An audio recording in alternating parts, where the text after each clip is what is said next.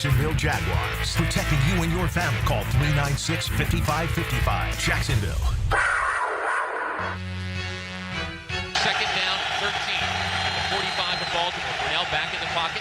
Has a bit of time. Now being chased. Plants throws. He's looking downfield. He's got a receiver. And it is caught. Jimmy Smith at the 5. Into the end zone. Touchdown, Jacksonville. Wayne starts for 45 yards. Barks out the signals. Drops to throw. Has time. Fires the slant. Jimmy's got it this time. 35, 30. Middle of the field. 20. He's going to the 20-yard line. He's going to score. 10, 5. Jimmy Smith. Touchdown. And the Jaguars are right back in this ball game. Barks out the signals. Pressure coming. Steps up. Steps. Turns. Throws. He's got Jimmy. First down. 20. There he goes. 10, 5. Touchdown. Win. Jacksonville. Done under pressure. Steps to avoid. Turns and throws. He's got him in. Caught Jimmy. Inside the 40-yard line to the 37 and down to the 36. Congratulations to Jimmy Smith. That is now his 800th career reception, and what a play to get it on. This team winning right now, it helps bring so much attention to our franchise, what we did back in the day, like we were talking about, these Hall of Fame conversations. But when we're winning, we see the conversations pick up. So we have noticed that. So obviously, I'm pulling for my team to get to this Super Bowl.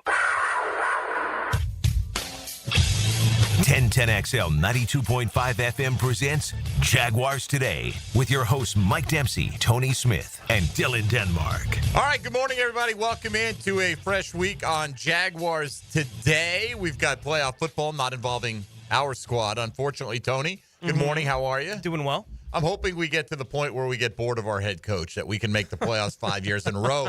And everyone nationally wants to talk about how we should trade our coach or let him go after 5 straight playoff appearances that not bear fruit with a playoff victory. We can easily go 5 years without a playoff victory around these parts. We just don't get the added benefit of actually playing in a playoff game most of the time. Yeah, no doubt.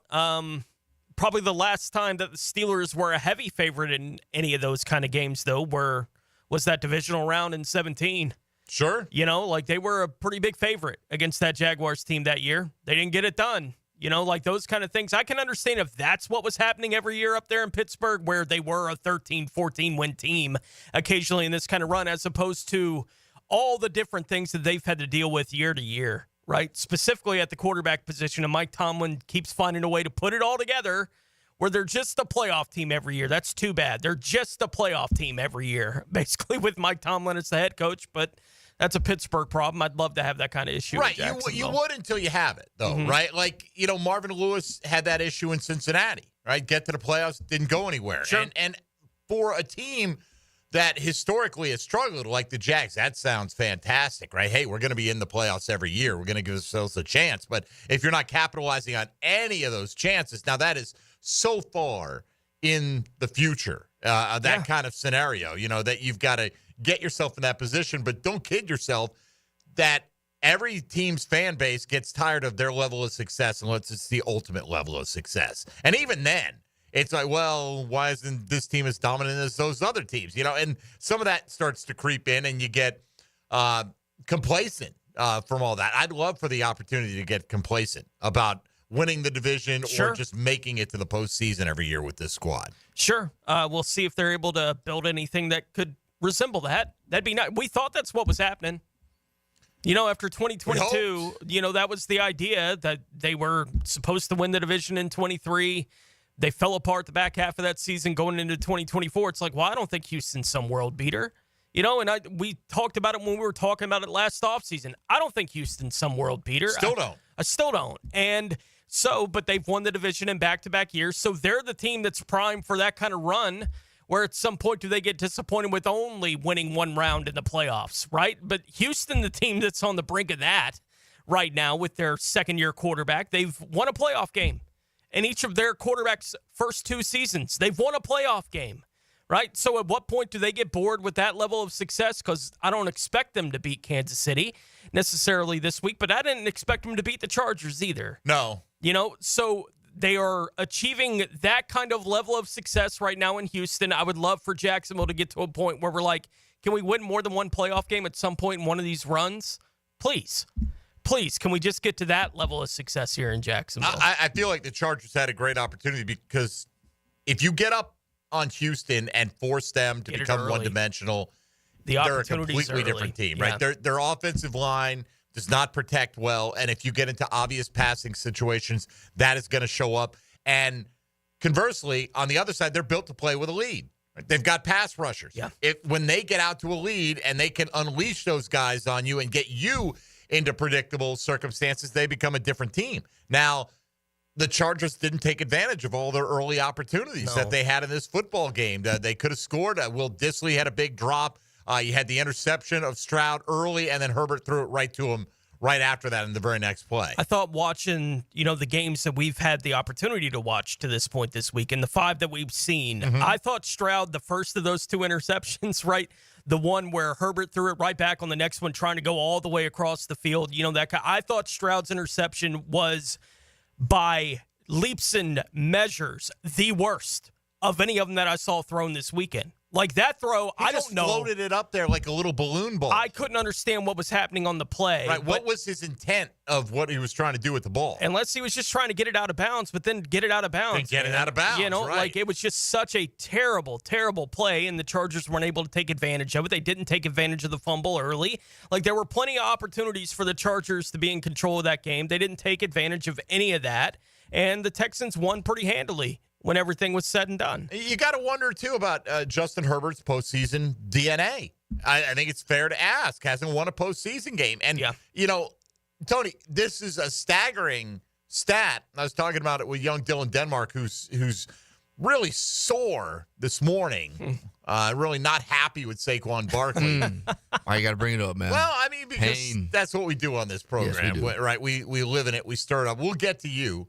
But Justin Herbert became the first quarterback who's ever thrown it 150 times or more in the regular season to have more interceptions in one postseason game than he did in the entirety of the regular season. He had 3 picks all year. Yeah. He threw 4 in this game. He just had a collapse, a meltdown, and it's not like he has great weapons around him yet. Ladd McConkey looks like a star in the making, but Quentin Johnston looks like one of those guys who, when it's October 3rd, that man will hang 140 yards on you and, a couple of touchdown dances. But when anything at all matters, I mean, you want to talk about double clutching and double catching footballs, or at least trying to, just an absolutely miserable performance from him.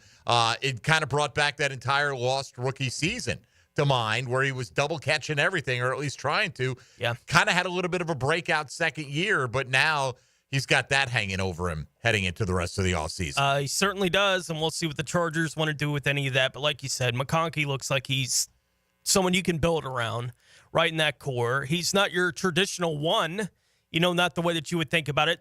Quentin's more the guy that's built that way, right? Absolutely. But 100%. he doesn't show that, except in like every now and then you'll glimpse it, right? With Quentin Johnson, you'll be like, oh, yeah, that's why he's a first-round pick. He has talent, right? Yeah. He has athletic ability, but it's like he doesn't he doesn't have that dog in him. Like when it's a contested catch, does he fight for it? Or does he, I hope it comes to me in this spot that I happen to be standing at right now?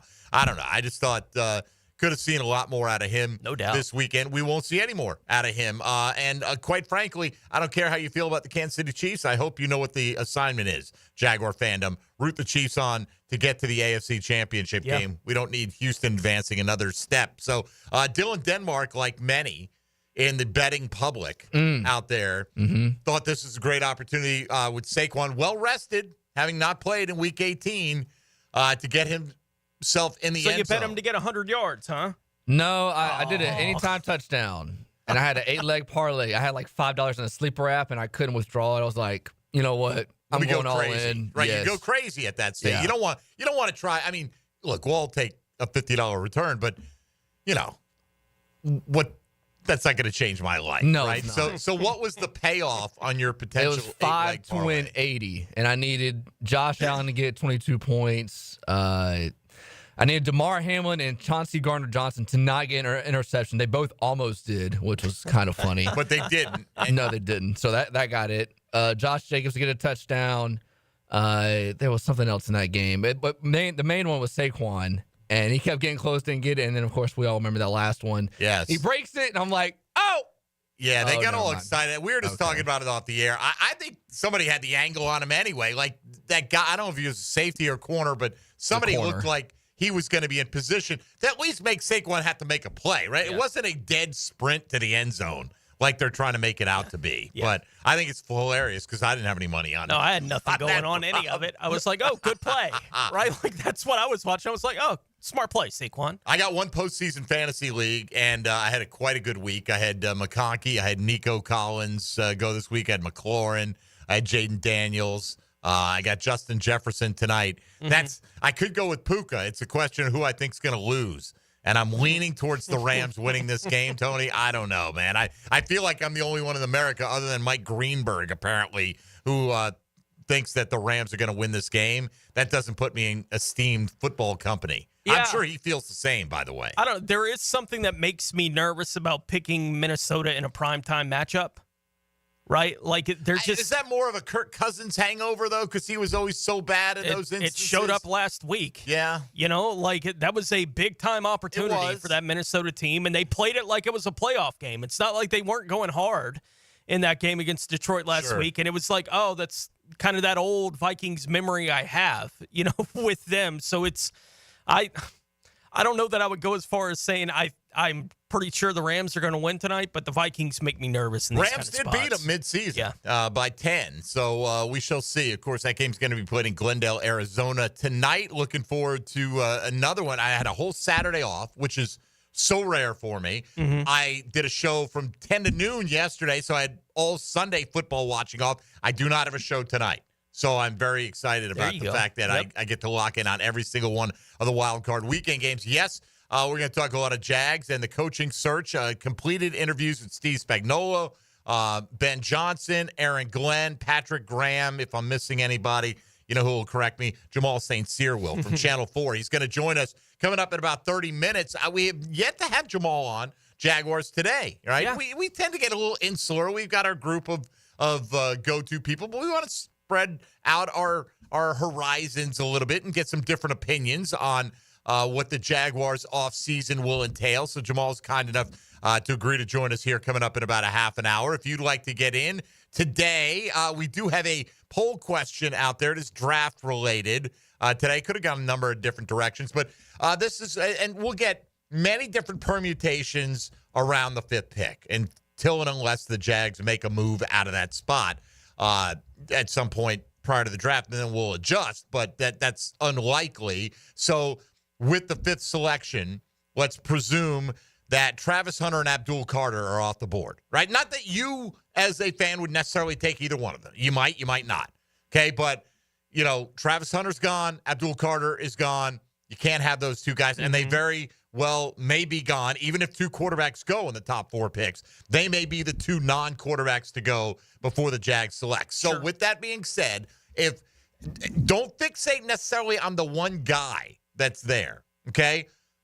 If the Jags, whomever is making the decision, whoever that happens to be, has a final grade that's equal across the board on the top defensive tackle, top interior offensive lineman, top cornerback that's still available, or the top wide receiver. All those are likely to have a player go somewhere in that range or shortly thereafter.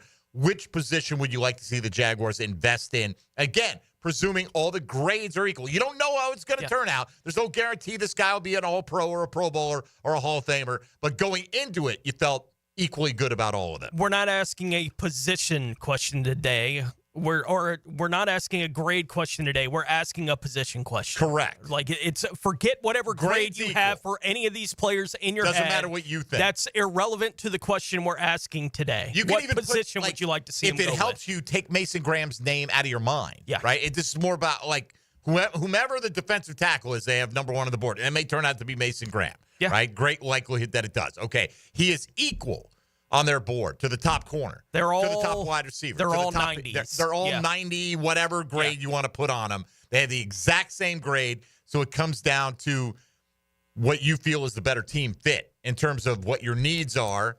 So that's today's question today. Not saying you're drafting strictly for need. That gets you in trouble. as well, but you can't ignore it. But they got enough needs that odds are whatever they do at 5 is going to help a need. Odds are the highest graded player on their board will help this football team. Yeah. So that is your Chad and Sandy real estate question of the day. You can give us feedback on that in a variety of ways. You can hit us up at 641-1010 on the Garber Auto Mall phone lines or on the text line designed by Lifetime Enclosures. Hop in the YouTube virtual studio chat, or you can hop on social media and give us your thoughts there as well. One-click voting at MD_1010XL, at 1010XL Fat Tony, and at 1010XL Denmark. Ain't no laws when you're drinking claws, baby. I felt like I got sold a little bit of bill of goods there with the Saquon Barkley thing, Tony. It was only going to pay $80. Could have been that big. It wasn't a life-changing parlay here for Mr. Denmark. No, but it would have filled up my gas tank for a week. This is true. So this is true. It would have been a good weekend to a great weekend. There's never a bad time to pocket an extra $80. Yes. Okay, so I'm with you on that, but it wasn't like, I thought you might have had one of those, pays $14,000 or something like that, because you had so many different legs to it. Yeah. We've all had those moments on something like FanDuel from time to time. Yes. Not nearly enough, but yes. And then you generally have your heart ripped out from it. So anyway, we'll talk about all the goings on from the weekend that was, including the Jaguars coaching search continuing. You're listening to Jaguars Today. Mike Dempsey, Tony Smith, and Dylan Denmark here on 1010XL and 92.5 FM.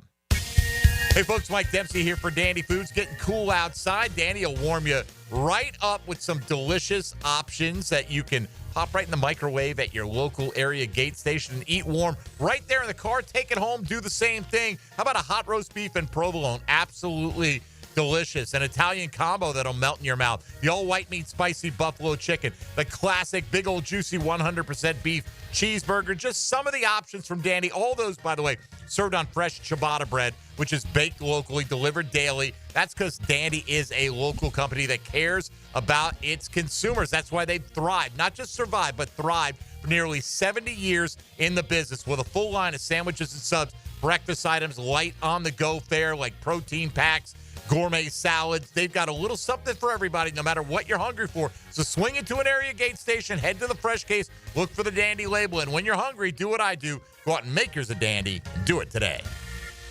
Jaguars Today. From the Renewal by Anderson Custom Windows and Doors Studios of 1010XL. There are 4 seasons: winter, spring, summer, and Jags football. To the 5, into the end zone, touchdown! Jaguar football lives here. 1010XL, home of the Jaguars. Open enrollment is here, so it's time to secure health coverage for your family. Whether you need Affordable Care Act plans, dental, or Medicare, visit one of the Florida Blue pop-up enrollment tents near you. They make the process easy and stress-free with medical and dental insurance you can count on. Plus, listen to this. Based on eligibility, many people pay absolutely nothing for coverage. Find the perfect Florida Blue plan for your family at the Aaron Group in Orange Park near the intersection of College Drive and 220. Here's a reminder for Florida Blue members.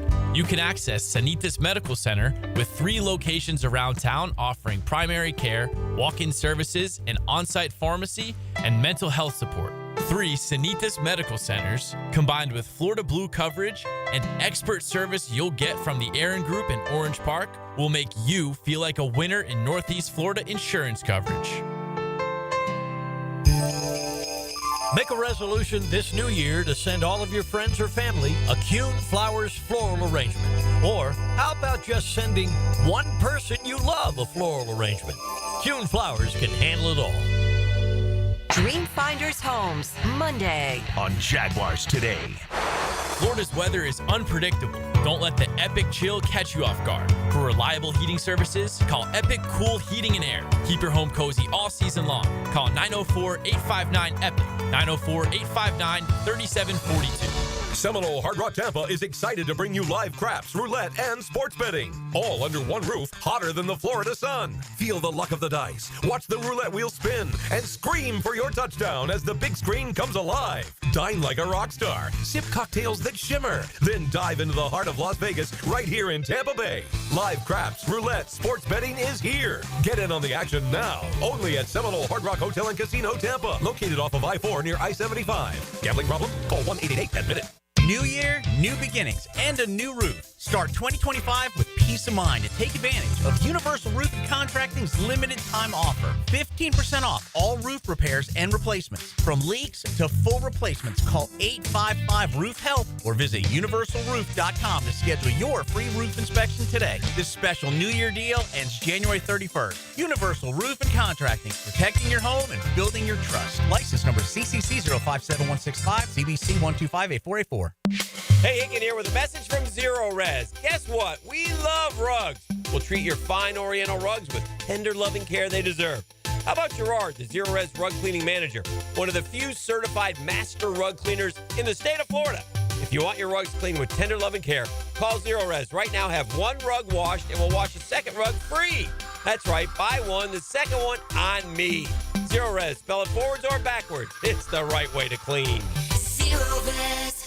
He used to cover the Jags. Now he's a CBS Sports senior NFL writer. Well, I believe he got everybody's attention. He's Pete Prisco. Friday afternoons on The Frangie Show. Brought to you by Showtime Sports Cards and Collectibles on 1010XL. Hi, I'm Mac with Baker Glass. If you've got fogged up windows, let me help. We'll replace them with clear, insulated units that brighten up your home. People say we're fast, friendly, and reliable. Just check out our Google reviews. Call me today. Baker Glass. No one treats you better. Homeowners, listen up. It's time to start fresh in 2025. Prosser here, and Loan Pronto is here to help take control of your finances in 2025 by lowering your house payments and consolidating that nagging debt. Did you know that 9 out of 10 borrowers get a better deal by calling Loan Pronto? Right now, Loan Pronto has some of the most competitive offers for refis, debt consolidation, and purchase loans, starting in the low 5s APR. If your current rate is over 6%, don't settle for paying too much. Even if you're in process with another lender, call Loan Pronto now. Lock in at a lower rate today and close in as little as 2 weeks, often with no appraisal.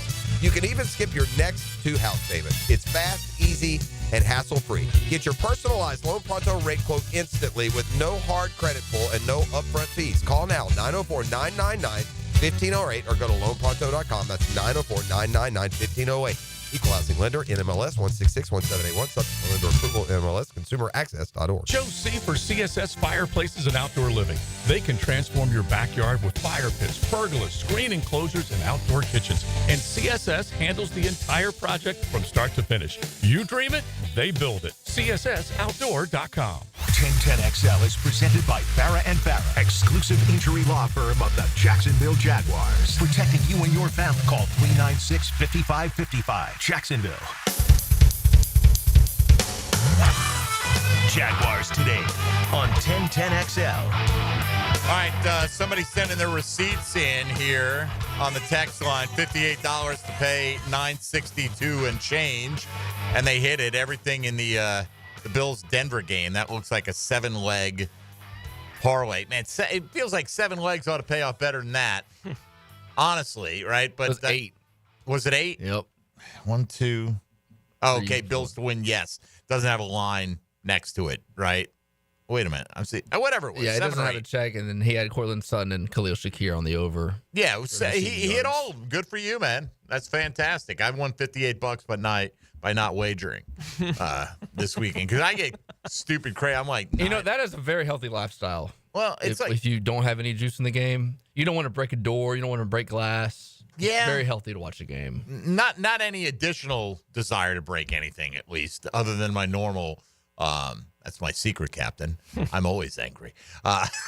Anyway, I don't know. I just feel like if I'm going to wager $58, I want a bigger payout than that. I get crazy, and that's what kills me, man. I get 14-leg parlay, you know.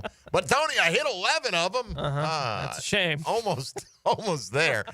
Somebody, a very good, fair question here. Imagine if Trevor Lawrence never had the second half in the Chargers playoff game in 2022 that he had. He would have had that 3 or 4 interception playoff game, would have been 4, with 0 playoff wins. Would we have a totally different view of Trevor? Maybe. Herbert just couldn't figure it out in the second half like Trevor was able to. Maybe so, but that's part of, you're defined by what you do, not what you potentially could do. And we even talked about it at times, Tone. Just imagine if everything else in that game against the Chargers, and the Jags got down big, had gone exactly the same, and Riley Patterson lines up to kick the game-winning field goal. Trevor's performance is exactly what happened, and the only difference is Riley Patterson misses the field goal. Sure. Then what's the narrative? Trevor dug a hole that was too big to climb out of. Yeah. Right?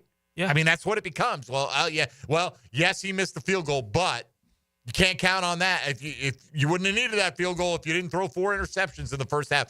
Absolutely, the outcome of the game colors greatly how we feel about the performance and the capabilities of the players that played in it. And more so in the playoffs than anywhere else. Of course. Right. Like there's just a higher degree of judgment on all these guys based on what they get done in the playoff. Look, Lamar Jackson may be about to win his 3rd MVP. Right. And we're all still going, is he going to be able to win big in the playoffs at some point? Right? I don't question how good a player Lamar Jackson is. Not for a moment. I don't question how good a player Lamar Jackson is. But there is still that, is he going to be able to get over the top and get the Ravens to a Super Bowl at some point? Right? It's still out there because he hasn't done it yet. It's not because he hasn't had seasons where it felt like he could have gotten the Ravens into the Super Bowl. And I don't downgrade him all that much as a player. Right? Like, I don't, knock him down necessarily as a player because of those things. But ultimately, when you're, especially at the kind of levels that Lamar Jackson is at, you're going to be judged against the guys that are winning at that level. Right? It's going to be, you're going to be judged against Burrow, who's found a way to beat Mahomes in the playoffs and go to a Super Bowl. And if his offensive line could have blocked for a half second, probably has the Super Bowl championship ring. Right? Like, you're going to be judged against that. Even if he only did it the one time. You're still going to be judged against that level of success once you're talking about that level of players. So I think it's fair to talk about Herbert and Lawrence right next to each other because it happened head-to-head, 1. And 2, now it's 2 times we've seen Herbert in the playoffs, and neither time he's been able to come through. Right. Right. And not the time when it got difficult was he able to come through. It's both times coming off really good regular seasons for him. Right? He's got the conversation around him that this is kind of a top 5 quarterback in the league type player. Like, that's the conversation about Herbert.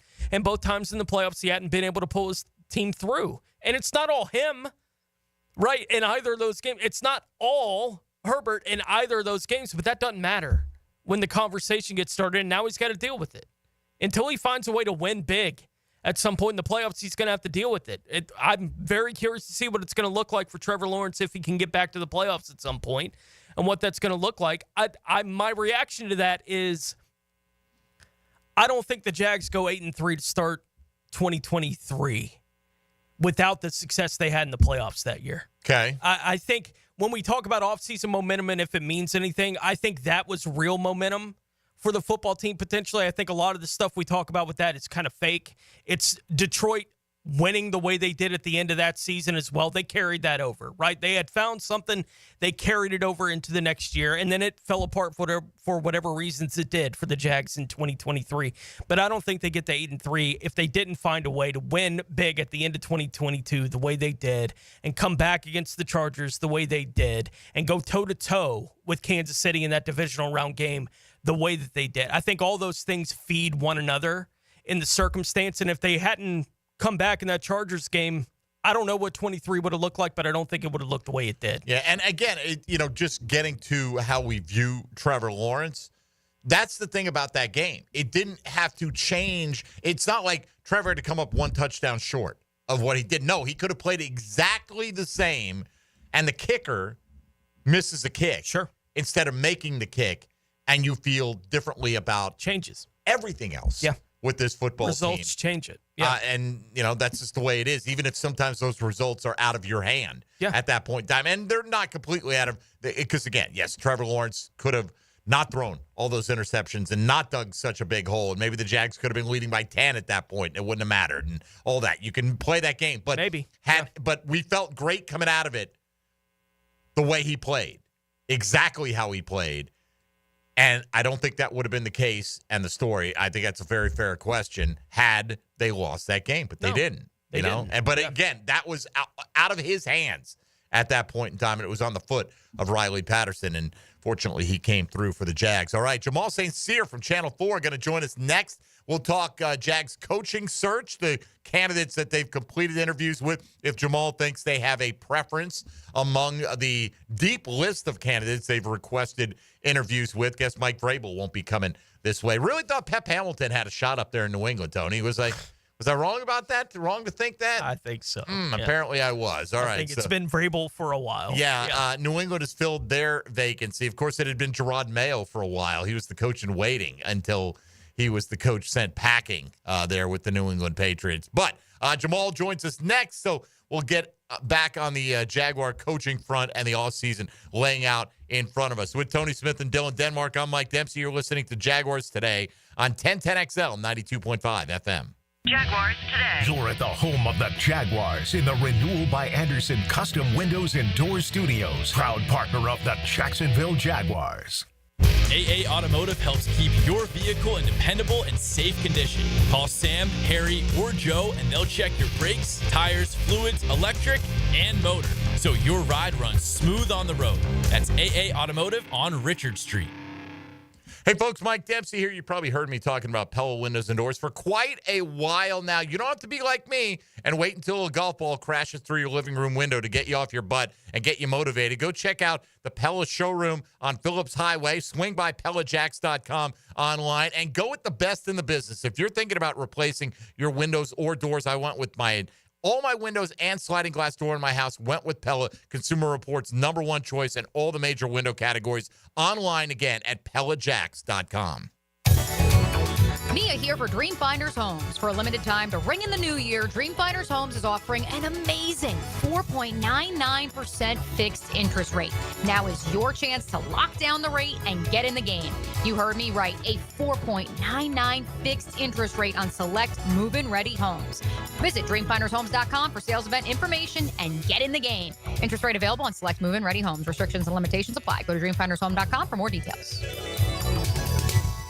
Hi, I'm Sean Monahan from Monahan Jewelers in Atlantic Beach. Since 1977, we've been Jacksonville's local family jeweler with a beautiful selection of fine jewelry and certified diamonds. But we're also Jacksonville's leading buyer of gold, silver, and diamonds from the public. Gold has recently hit an all-time high at over $2,600 per ounce. Pay bills. Buy something fun. Now is the time to sell your gold for cash and get top dollar, or trade it in for a new piece and get even more at Monahan Jewelers in Atlantic Beach.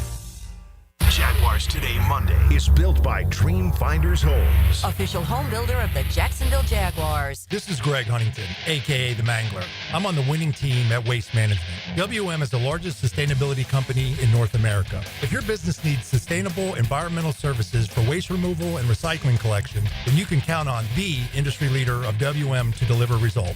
Your services will be completed in a timely, safe, and eco-friendly manner. Go to WM.com/Duval. That's WM.com/Duval and get signed up today. If anyone can talk trash, it's the Mangler.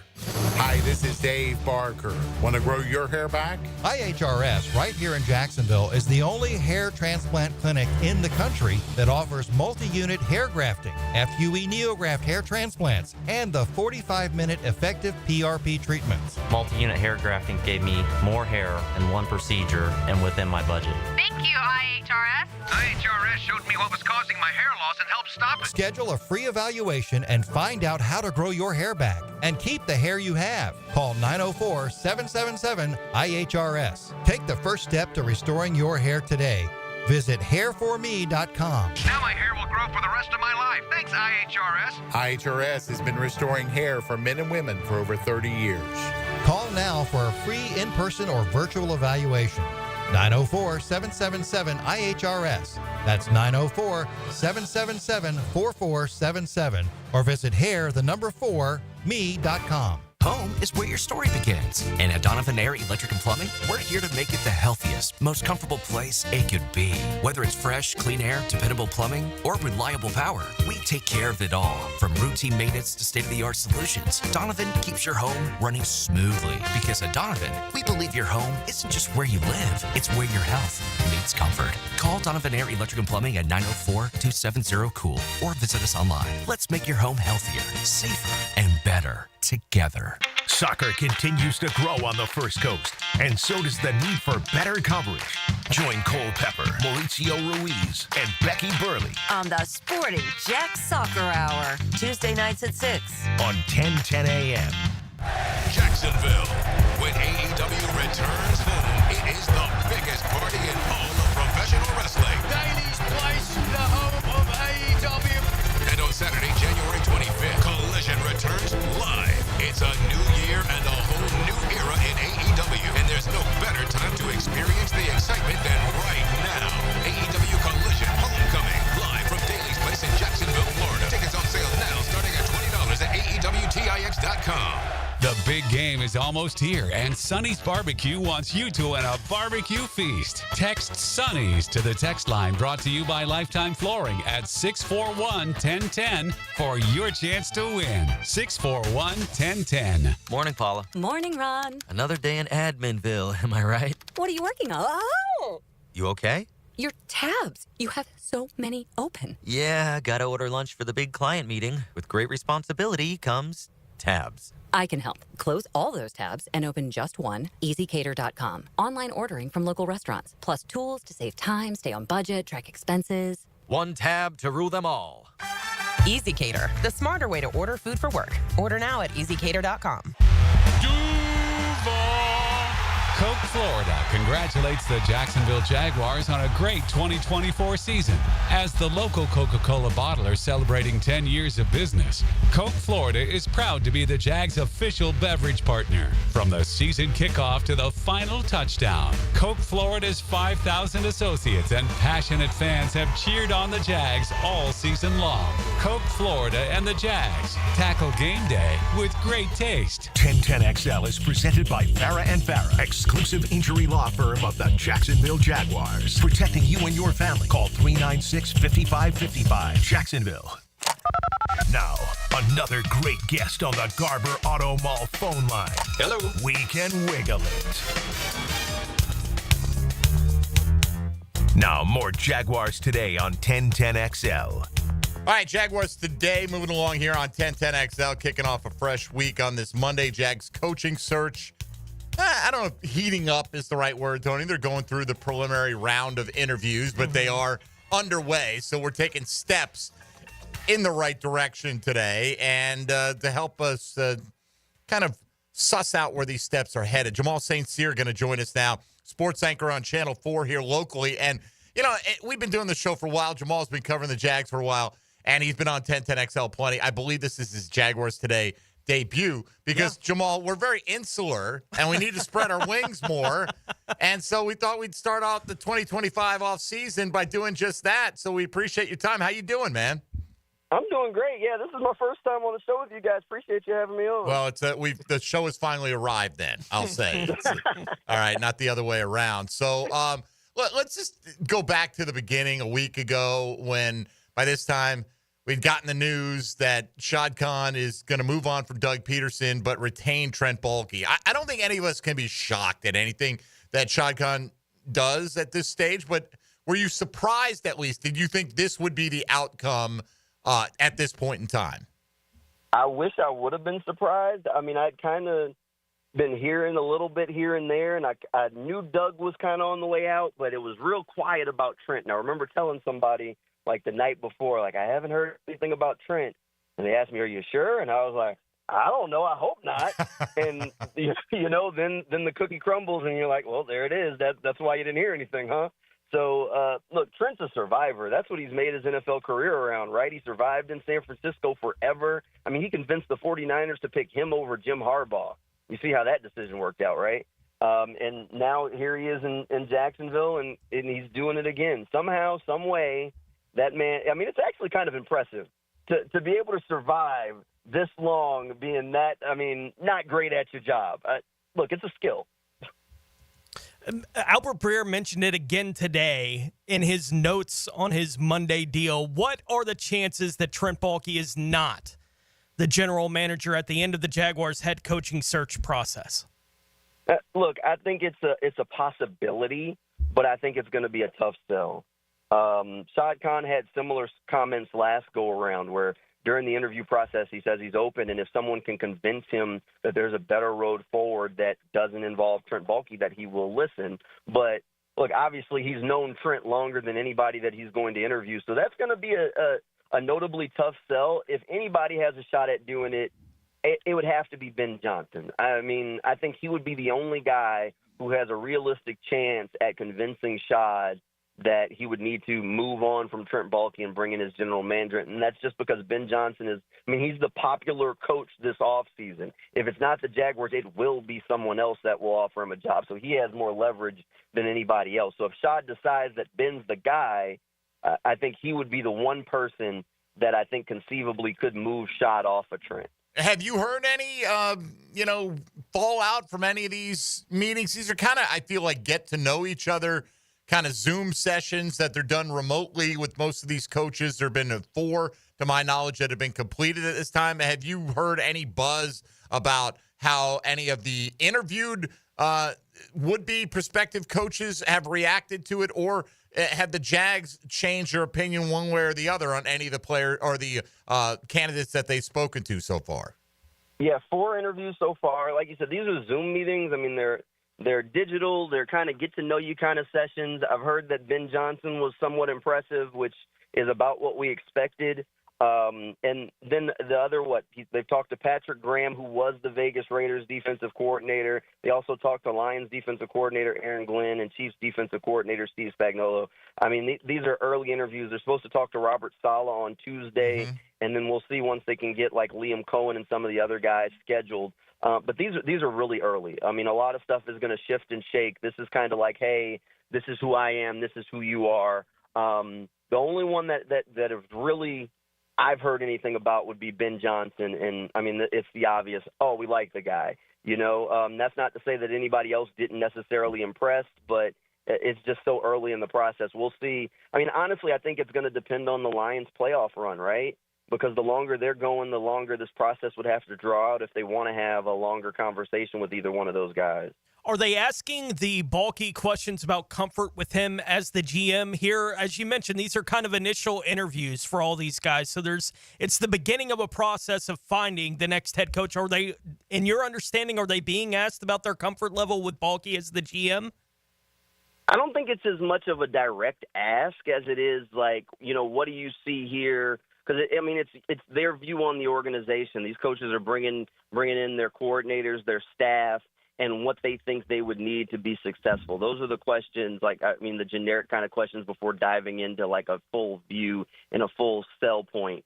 So I don't. It's not as much of a direct ask as it is, okay, how do you view us? How do we view you? And what do you think you would bring here or need here to be able to move forward? Do you know enough about these guys? Like, do you feel like Ben Johnson is head and shoulders above the rest of these so-called offensive gurus? There feel like there's a couple of different camps of where these candidates fall into. And Trevor mentioned having a bright young offensive mind, also wants a leader of men. Not that you can't be both, but like, who are you? What is your personal wish list, Jamal, if you've got one, for the top 2 or 3 spots? Look, I'm the crazy guy. I like Ben Johnson. I think having the offensive whiz kid leading the way is great. But I think the thing the Jaguars have missed and need is somebody who's going to come in and set the culture.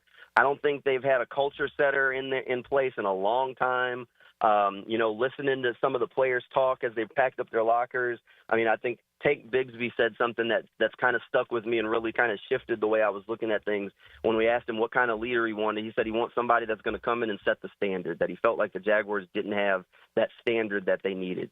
And that started shifting me towards, you're right, the Jaguars haven't had a culture of toughness. They haven't had a standard that it's winning hard, like the things that you need to be a successful team. They haven't necessarily set that bar where it needs to be. So I kind of started going through the candidates of who do I feel the most comfortable with as that culture setter. and going to be able to figure out the rest. For me, I think Aaron Glenn would be a rock star hire because he's a guy that can relate to players. He's a former player, played for the Jaguars even, and would be that culture setter. Now, obviously, the question if you hire a defensive guy is, okay, but who's going to be your offensive coordinator and design this thing? So that would be the big question. But I think that is where I've kind of landed, is that while Doug Peterson did some good things, like every coach that's going to interview for this job is fantastic at X's and O's. But if you look around at the established teams that are in the conversation year in and year out, they've set a culture. Like, you could describe to me what you think a Ravens guy looks like. Even Pittsburgh Steelers fans are upset with Mike Tomlin right now. But if I asked you what a Steelers guy looks like, you could describe it to me. If I asked you what a Jaguars guy looks like, we're going to sit here and say, and think about it for a while. They need to fix that. They have to set a culture. I think they need a standard. I've landed where I think Aaron Glenn is the guy who could come in and set that culture, that standard. Talking here with Jamal St here from Channel 4, obviously covering the Jaguars very well for a long time now. When you talk about the culture here, Jamal, we hear that, the Jags locker room is a good one, right? Like, there's not a lot of backbiting and infighting and guys were playing hard through the end of the season. You had some games certainly where they didn't show up this year, but it wasn't that, okay, we're out of the playoffs, we've completely checked out, we're going to stop competing now. So what is the culture gap that needs to be bridged from a group of well-intentioned players, who are not just me, and that they seem to have, to is it a toughness thing? And how do you instill toughness into your players? Some of it's the stuff that you do off the field, right? So when you look at some of the mistakes, the blown coverages that have popped in for 2 years now, 2 different defensive staffs, but those same mistakes show up. It's the homework you have to do. I mean, I've heard the conversations between, there was a veteran guy on a practice squad and a young player in the locker room early in the season this year where the vet guy's trying to tell him, yo, you got to go take care of your body. And he's like, no, I want to go home. And the young guy's saying, I want to go home. And the vet's like, no, you need to go take care of your body. It's a long season. It's those sorts of tough conversations where the Jaguars are trying to be this draft and develop team, and they need vets. The guys that are going to be the tough one in the room and say, look, this is unacceptable. You know what you're supposed to be doing here, or if you don't, you need to. Are you doing the little stuff that you have to do outside the building? Are you taking care of your body? Are you watching extra film? Are you prepared when it comes out? Because you're seeing some of these mistakes that pop up over and over and over, and you need that tough voice in the room. Like, we've heard Andrew Wingert talking this season about, he can only, yell and scream on the field so much, but it's needing to be that in the meeting room and be that leader and that tough voice in the meeting room of, we'll say the thing, it's Jimmys and Joes, not X's and O's. It's the player-led league, and you need some of those players that are going to take charge and set a standard of, look, this ain't okay. We understand you show up in the meetings, you practice hard, that's great, but are you doing the extra stuff that's going to make you successful? And right now I don't know that they have that standard, not at least at a championship level, not to be consistent, because you see those things pop up. Like, nobody's going to say that these guys don't have the physical gifts. Trent Baalke loves to draft guys with physical gifts, but they have to be able to go and do the little work to prepare them. That's part of setting the standard, where if you're showing up and you're not prepared, that ain't okay. And the first guys that are going to handle it are the guys in the locker room. Beyond the Trent Baalke questions, however, they're talking to all these candidates about that, this early in the process, as we've already gotten into. When you're talking about trying to establish a different kind of culture here in Jacksonville, what would you like to see each candidate being asked to gauge their fit in Jacksonville in that regard? Look, the big thing is, obviously, if you're getting a defensive guy, who's your offensive coordinator? But if you're going with a Ben Johnson or an offensive guy, who's your defensive coordinator? Because that's just as big. You need someone who's going to take care of that other side of the football, that the head coach of the defense, if you will, or whatever. So they have to figure out how to do that. But the most important question that any candidate can be asked is, look, how are you going to elevate Trevor Lawrence? The Jaguars are going to go as Trevor goes. And if there is a candidate that feels confidently that he has a plan that he can sell everyone on, that will take Trevor Lawrence from where he's at and elevate him into a conversation where he's near at least knocking on the door of the top tier guy in this league, then the Jaguars are going to be in good shape. And that is the biggest selling point that anybody could have. That's the biggest selling point for a Ben Johnson or a Kellen Moore or a Joe Brady, is if they can come up with a plan that's going to take Trevor and put him near that top echelon of guy to where everybody's like, yeah, he's a top 10 guy. If you can do that, then the Jaguars are in good shape. Amen to that. Jamal St. Cyr for a couple more minutes here with us. I don't know if you heard, Jamal, but Eric Armstead was denied the opportunity to play defensive tackle this year, something that was very close to his heart. What the hell, man? I mean, what do you make of the Eric Armstead saga this year, and where does defensive tackle rank for you among the Jaguars' offseason needs? Look, if you just watched what they put on the field at defensive tackle this year, it would be toward the top of the list, right? I mean, it wasn't great. You started getting something from Mason Smith late in the year. You've got Eric Armstead over here saying out of one ear that he was asking to play defensive tackle, and the defensive staff's kind of saying out of the other ear, oh, no, well, Eric wanted to play defensive end. Right. So, the truth is somewhere in the middle, right? Like, maybe he did ask and then realized, this doesn't fit. I mean, but so it's somewhere in the middle. But the reality is this defensive staff, it didn't jive with what the Jaguars were doing. Ryan Nielsen's message didn't go over well. Guys kind of just never really got on board with what he was preaching. The attack hats and all that, I guess, didn't get them to buy in. If Eric Armstead is shifting back to defensive tackle, then that kind of lowers it on my priority list for the Jaguars a little bit, because I think that's where he is able to make the biggest impact for the Jaguars. We've seen that over the course of his career, that he's a good defensive tackle. We watched him as a bad defensive end this year, but I think he still has some juice at defensive tackle. So, like, as I've been kind of looking at draft guys, one of the top ones on the list is Mason Graham. And I'm like, okay, well, if Eric's going to go back to defensive tackle, how badly do you need a Mason Graham? Because Mason Smith, you're going to take snaps away from him, and he's a guy who has plus athleticism and plus expectations. And down the stretch, once he kind of figured it out, he kind of had that upward trajectory. And Mason, at least, he was very admitting. He said early in the season he wasn't doing the things he needed to do to be great out there on the field. He wasn't doing the little things. He wasn't preparing physically. He wasn't doing the off-the-work stuff, saying that he was following someone else's kind of weekly plan, only to realize that that wasn't good enough for the kind of player he wanted to be. So he self-corrected, figured out all the stuff he needed to do after he was inactive a couple of times, and then all of a sudden you see this upward trajectory. So you hope maybe, okay, if he can do that through a whole offseason, do that through a whole season, you continue to see that. So maybe you don't need a Mason Graham. Maybe that lowers defensive tackle a little bit. But if you just go based on the on-field product, they got to get better there in the interior of the defensive line. Josh and Trayvon were getting no help, no pocket push from those guys in the middle. Jamal, something we kind of kicked around a little bit on the show on Friday was Abdul Carter is a hot name after the season he's had, the performance he's had in the playoffs here for Penn State.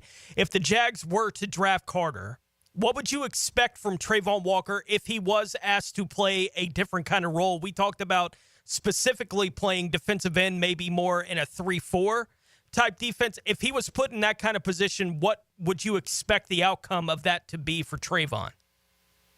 I think if they put him in a 3-4 and let him one gap, I think Trayvon would be great. I think he has the size, the power to be that 5-tech. I mean, we've talked about it for years about sliding Trayvon Walker inside at defensive tackles and let him kind of wreak havoc from there with his quickness against guards. We just haven't seen it much from the Jaguars defensive coordinators for one reason or another.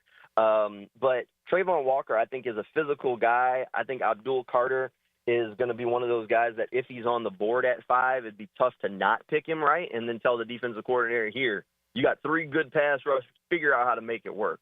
And I think most defensive coordinators would take that and be like, oh, I can figure out how to use these 3 guys, right? There's no such thing as too much pass rush in this league. So I think Trayvon would be fine there, honestly. I don't know if I want him 2-gapping on the edge as much, but in the right kind of 3-4 defense, I think it could work. All right, Jamal St. Cyr, excellent work, man. And now that you've broken the bubble here, you can expect us to be calling you to the point where you're going to be sick of us. All right, but we deal. We appreciate you hopping on this morning, and just what do you got coming up in terms of, like, the rest of us, we're all watching the coaching search. Do you have anything in particular that you want folks, Jaguar fans, to know about your coverage in the upcoming weeks? Hey, we've got all kinds of stuff always coming your way. I mean, you can track me down over on News for Jacks or on social media at JSTCYRTV, and we'll be keeping an eye on everything and see when they finally drop the domino. That's such an easier way to say it. JSTCYRTV is where you'll find Jamal out there. Great work, man. We appreciate your insights, and thanks for lending your voice to Jaguars Today. It won't be the last time now that we've broken the seal, like I mentioned. But have a great week, and let's hope whatever happens, I think we can all agree. We're not all going to agree on the top candidate for the job. Let's hope whoever they end up hiring is the right candidate for the job. That's right. That's right. I'm right there with you. Appreciate you guys having me on. Thank you, buddy. There he goes. Jamal St. here from Channel 4, checking in with his thoughts. If you've got thoughts about Jamal's thoughts, you're welcome to share those with us at 641-1010 on the Garber Auto Mall phone lines. You're listening to Jaguars Today on 1010XL 92.5 FM. Jaguars Today. From the Renewal by Anderson Custom Windows and Doors Studios of 1010XL. Chase Elliott through the dog leg. Hey, I'm Chase Elliott, driver of the number 9 Napa Chevrolet. Elliott's going to win at Talladega. And you're listening to 1010XL Jack Sports Radio. This is the Mangler. Years of playing football coupled with lifestyle left my feet mangled with neuropathy. I was experiencing burning, tingling, and numbness. I spoke with 2 foot specialists, and they told me there was no cure. They were wrong. I found Dr. Nate Riddle in Ponte Vedra. After utilizing his neuropathy treatment for only 2 weeks, I noticed a difference in my feet. I was regaining my feeling and balance. If you want relief from nerve pain, call Dr. Nate for a free consultation at Riddle Wellness, 904-395-5598. Start the new year with a fresh look for your home. It's the Renewal by Anderson New Year's sales event. For a limited time, save 20% off on our energy-efficient windows and patio doors designed to keep your home comfortable year-round and your energy bills down. Visit bestwindowsflorida.com to schedule your free consultation. But hurry, the special New Year's offer won't last. License number CGC 1527613. Hacker here with a question. Was your goal to lose weight this year? If so, are you already down 31 pounds? Now that's a serious question because I dropped 31 pounds my first 3 weeks alone with Awaken 180 weight loss. Now I had more to lose than most, but Dempsey, Matt Hayes both dropped 18 in their first 3 weeks. That's how fast the weight can fall off when you choose the solution for weight loss. Where am I now? I'm down over 115 pounds. My goal was to lose 100, but my new goal is to be under 200 pounds for the first time since I was in college. The results are real and the results are fast with Awaken 180. Whether you're not seeing these types of results with your new weight loss program or if you've already given up, don't. Do what we all did and make the call to Awaken 180. 844-346-1800. That's 844-346-1800 or online at awaken180weightloss.com. Dream Finders Homes Monday on Jaguars Today. Hi, it's Ben, second generation from Beard's Diamonds. Guys, if you're popping a question soon, looking for an anniversary gift, before you buy anywhere, shop Beard's. From a half carat to 10 carats, Beard's will beat any competitor's price. In the St. John's Town Center or at beardsdiamonds.com. Daly's Dash is not only your Jaguars game day stop, but a great place to grab a meal any day of the week. To honor the Jags and the fans, we've crafted the Duval sub. The Duval comes with freshly sliced turkey ham, melted cheddar and habanero jack cheese, topped with crisp lettuce, fresh tomatoes, and a double portion of our secret sauce, all served on a fresh roll. Come by your local's Daly's Dash today to get your delicious Duval sub. Daly's is the official convenience store sponsor of the Jacksonville Jaguars. This is Hayes Carline here to help you break free from the chains of pest infestation. The talk of this town is Kingfish Pest Control. By now, many of your neighbors have already joined the Kingfish Revolution, leaving their homes and lawns protected and pest-free. Now it's your turn. Call Kingfish Pest Control and say goodbye to termites, ants, mosquitoes, and other annoying pests. Trust me, you'll get exceptional service and understand why your neighbors and I use Kingfish Pest Control, proud partner of the Jaguars. Making a difference in our community for 2025? Paul Martinez here, President and CEO of the Boys and Girls Clubs of Northeast Florida. The Boys and Girls Clubs offers a safe environment to youth every day with homework assistance, a hot meal, career readiness, and character and leadership programs. 57% of club alumni say the Boys and Girls Club saved their lives. Help us grow our outreach as we serve the kids in our community throughout our 59 clubs. Go to bgcnf.org to donate and learn more. Home of the Jaguars. WJXL AM Jacksonville Beach. WJXL FM Jacksonville Beach. Make a resolution this new year to send all of your friends or family a Kuhn Flowers floral arrangement. RJ Saunders here with 1010XL, and okay, how about sending just one person you love a floral arrangement? Kuhn Flowers can handle it. Bueller Air and Plumbing presents Are You Cool? Today's contestant, a professional stamp licker from Jacksonville, Florida, meet Martin Celery. Oh, gosh. I can't wait to play, Bob. Well, let's move things along. Tell him what he's won, Johnny. Wait, but That's right, Marty. At Bueller Air and Plumbing, we've stocked up on the remaining inventory of low-cost 2024 model air conditioners. So you win. We're passing the savings on to you. Can I answer a question first? We need to make room for the 25s, so we're offering great deals on AC replacements while supplies last. Could I spin the wheel at least? I've been practicing for a year. With last-minute deals like this, there's no question that you are cool. What do I tell my kids? There you go. Have a souvenir t-shirt. Thanks. Stay cooler with Bueller. Visit BuellerAir.com. There are 3 certainties in life: death, taxes, and if you stay in your home long enough, a new roof. Pick it here for our friends at Lockhart Roofing. Nobody better in Jacksonville. How do I know? They are a local certified Master Elite contractor, and that means they have a GAF Master Elite warranty. That's the best in the roofing industry. In this day and age, don't settle for cheaper discount roofers. Lockhart Roofing has been here for decades. They aren't going anywhere. Call my friends at Lockhart Roofing, 994-3851. That's 994-3851. Lockhart Roofing, Jacksonville's best for Jacksonville people. Here's your 1010XL Local Sports Update, sponsored by First Coast YMCA. Sometimes it's the individual effort that can pull a team across the finish line to a win, as was the case for Todd Golden's Gators in their win over Arkansas. One guy I want to highlight is Sam Alexis. I thought he stepped up remarkably tonight, gave us great minutes off the bench to give us 6 and 7 and play a really solid game was huge for us. Florida will next play tomorrow evening facing Missouri. The Jaguars continue to move forward with the interviewing process, having recently conducted an interview with former Raider DC Patrick Graham, while Robert Saleh is scheduled for Tuesday. Our home state teams in the NBA, the Magic entered Sunday's game against the 76ers already without players and lost 2 more while playing. But Orlando left Kia Center with a win over Philadelphia. That's your 1010XL Local Sports Update. I'm Sam Nelson. At 11 o'clock, it's 48 degrees. Time and temp brought to you by Bueller Air and Plumbing. Stay cooler, Bueller. 1010XL is presented by Farah & Farah, exclusive injury law firm of the Jacksonville Jaguars. Protecting you and your family. Call 396-5555. Jacksonville. Everything you need to know about the Jags. Jaguars Today on 1010XL. All right, we're talking there with Jamal St about the Jaguars' identity or lack thereof, Tony.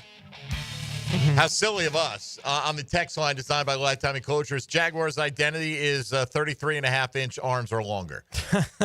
Not incorrect. Not incorrect. Yeah. Mason Graham, stubby arm guy, apparently. Got to have standards. Got to have standards. Pauline did bring that up when we had him on the other day. About Mason Graham's arms? Yeah. Oh, no, it's well, I say it's well known. It's out there. It's known if you're, pay attention to this kind of stuff. And, Aiden Hutchinson's the one who said the Jags said his arms were an inch too short. So I don't know if that was a quote from them or what, or that was the gist he got through, the grapevine and exactly. Who knows? An agent explaining it how he wanted to explain it to him. We have no idea what the process was there. You see Aiden Hutchinson doing that commercial this weekend. What was it for? Like he was like working out or doing some aerobics or something, like in the, you know what I'm talking about? I think so, yeah. But I forget what it's for, too. Is that filmed before the season? Was that? I think so. I think I've seen that running all year. Have you? Okay. because you know how we watch football. Though we don't watch football like normal people, oftentimes. And we're down at the Miller Electric Center watching the Jags like on an in-house feed. We're not even watching the commercial version of it. And then then you get into the 4 o'clock window and we're like watching Red Zone. Yeah. And which is mostly commercial free. So other than Sunday Night Football, I don't watch a lot of NFL unencumbered with the commercials. Monday night I'm on the air for at least half the show anyway. So regardless, Jags and the short arm guys, never the twain shall meet, at least under Trent Baalke. Yeah. I finally got to hear Tom Brady do a whole broadcast. And I think he could. I don't think it would be out of bounds for him to apologize to America for adding less to a broadcast than he does. Like he adds nothing to the product of listening to an NFL game to me. I thought there were a couple of instances because I have a tendency to not like anybody. Yeah.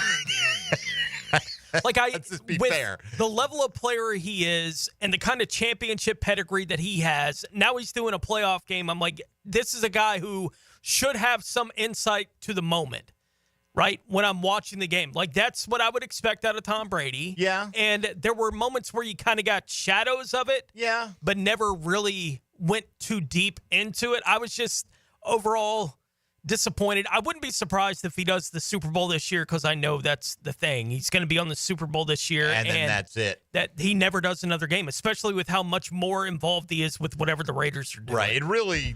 There should be some kind of line drawn, which they haven't because, the NFL wants Tom Brady out there promoting its product as much as possible. I get it. I guess I went the other way. I was so inclined, and from what I've heard, that Brady's been all for, doesn't add anything or whatever, that I felt like, and I can't give you a quote, but I thought there were a couple of instances where I said, that's pretty decent insight into what the quarterback's going through right now. I thought him discussing Josh Jacobs specifically and saying this seems like the only guy on the Packers that's given whatever that playoff effort should look like. I was like, okay, that's the kind of thing I need an entire game of Tom Brady doing.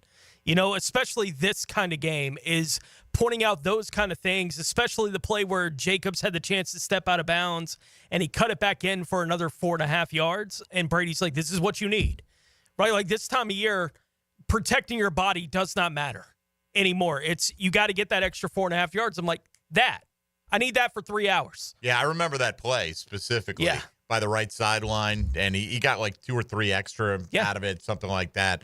I hear you. There's also times when you need to save a little clock and things like that. But sure. I get what his point was. It really is funny. It's not that funny. It's just an observation that the way it ends colors everything, right? Like last year, oh my gosh, Jordan Love and the Packers, young team on the rise. How are you going to deal with this team in the future? They're the youngest team in the National Football League, or the second youngest, or whatever they were. And forget it. They're a steamroller advancing, and here they were. Jordan Love took, I thought, a step back a little bit this year.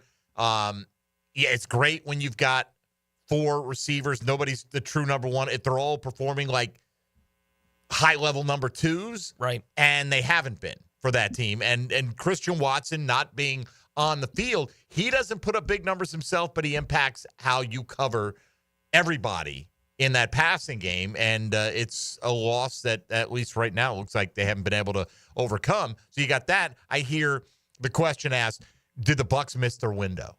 Like, you know what I mean? Like, I get it. They lost at home, and they're upset with some of the mistakes that they made in that football game, and they lose on a last-second field goal to Washington. Let's say the Bucs had won. The Bucs would they not be playing Detroit this week as well? Right, they're the 4 seed, so they would be playing Detroit. So yes, right. Yeah. Well, not necessarily. Dependent on the game. Again, right. Would have depended. That's right. Would have depended on the matchup. I didn't expect the Bucs to go much beyond the opening round anyway. No. But all season long, C.J. Stroud. Oh, huge sophomore slump. It's headed in the wrong direction. Okay, yeah, they won the division, but it's a bad division. Yeah. If they lose that game yesterday, it's just going to reinforce that. Now you're going to hear, C.J. Stroud lost Stephon Diggs and he lost Tank Dell and his offensive line wasn't great. But you see, when the big moments came, they weren't too big for C.J. Stroud. I mean, look, it was a great play to pick up the botched snap and find Xavier Hutchinson.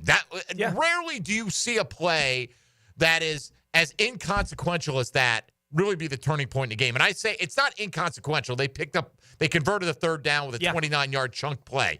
But it put them somewhere around midfield, right? It's not like it put them first in goal. It's not like it scored them any points. But their offense was so bad at that point in time, you wonder if that play ends in catastrophe or Stroud just gets sacked or maybe he has to throw it away and the Chargers get it back.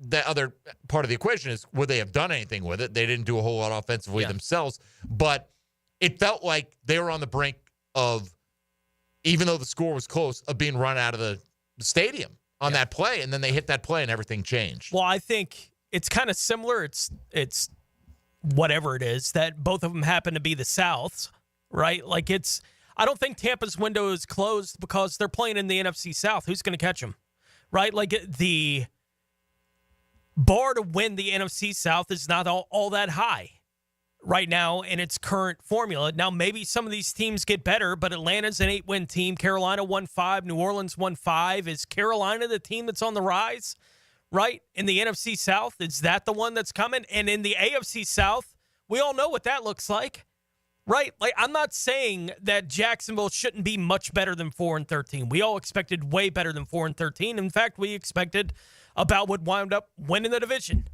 for the Houston Texans. They won 10. You know, it's not a world-beating team. I think it's a little bit silly that people do it's the window closed now on Tampa. It's like, no, the NFC South is keeping that window open. That's the point, though. It is kind of silly, and that it's instant gratification or dissatisfaction. Yeah, I wouldn't have harbored a lot of it if Houston had lost to the Chargers and people like, it's the window closing on Houston. If they had been willing to ask that kind of question, I would have been, no, the AFC South is bad. Right? Like, so no, the window's not closed on Houston if they happen to have lost that Chargers game on Sunday. The other 3 teams in the division keep that door open for them for now until somebody shows up and plays at some level of consistency that actually pushes them in these kind of moments. But they didn't do that this year. Somebody pointed out on the text line designed by Lifetime Enclosures, Bucks did win in Detroit. Yes, they did. It was back in week 2, and they held the Lions down to 16 points. Yeah. I would have bet the Lions would have scored double that. That would have been a good starting point. Look, they also beat Washington by 17 in week 1, right? So that was a long time ago, and I get it. The Lions have had a lot of injuries. I'm not saying the Lions are unbeatable. I'm just saying I would not have expected the Bucks to go into Detroit and win for the second time this year. Things change on both sides. Chris Godwin was a big part of that team, and he's been gone for a while now. Look, it hasn't seemed to hurt Baker Mayfield in that offense. I do wonder, it's let's say that field goal doinks off the upright and the Bucks run the opening kickoff of overtime back for a touchdown, okay? Doesn't change what the Buccaneer offense did. But do you feel better about Liam Cohen as a candidate for your head coaching job? You know what I mean? It just that's part of the – I'm not saying that should move him one iota in one direction or another in terms of the Jaguars' interest in the guy. If you're interested in him, I don't think the outcome of one single game, particularly when, is he causing Baker Mayfield and Jalen McMillan not to be able to hand the ball off to one another? Yeah. Players make mistakes in these games too. But, if Liam Cohen wins that game and let's say they lose 35-31 to Detroit the next week, then you're on fire for Cohen as being a candidate because, look, this offense good enough to win a playoff game again, and they gave the number 1 seed in the NFC everything they wanted in that circumstance. It's just it really comes down to a lot of times how things end. And, maybe there are lessons to be learned about hot or cold candidate, right? Like even the perception of those kind of things. How much does it ultimately matter? I don't know. Like I haven't studied these things historically, but there have been candidates that haven't had a whole lot of pub that go to a place and they win, right? There are candidates that have a whole lot of hype going to places and they lose. The NFL's hard. And trying to find whatever the formula is that turns a team that is trying to find its way into a winner, if anyone knew what that formula looked like, they'd just repeat it. Like, if that became a public thing, these wouldn't be issues for teams going forward anymore, but they are. And it's hard to put together a formula that's actually a winning formula. So I'm not all that up or down on the offensive coordinator of the Tampa Bay Buccaneers based on the result of that game last night. Several people have pointed out that's a State Farm commercial with Aiden Hutchinson. And now that they say ballet. that, yes, not right. I can now once they said it was a ballet thing, I'm like, yes. I knew I couldn't quite picture what the setting was, but it was that, right? And you see it, and that's what made me wonder it had to be done in the offseason, right? Because otherwise, I saw no ill effects of surgery to repair a broken leg or anything like that when he was in there. Anyway, it just was on my mind. I hadn't seen that one before, and thank you for the several who pointed that out on the text line designed by Lifetime Enclosures. By the way, we appreciate you being out there. I know a lot of Jaguar fans have said, hey, you know what? Unless things go the way I want them to go, which is your prerogative, I'm out on this football team. I get it. Tony, Dylan, we cannot be out.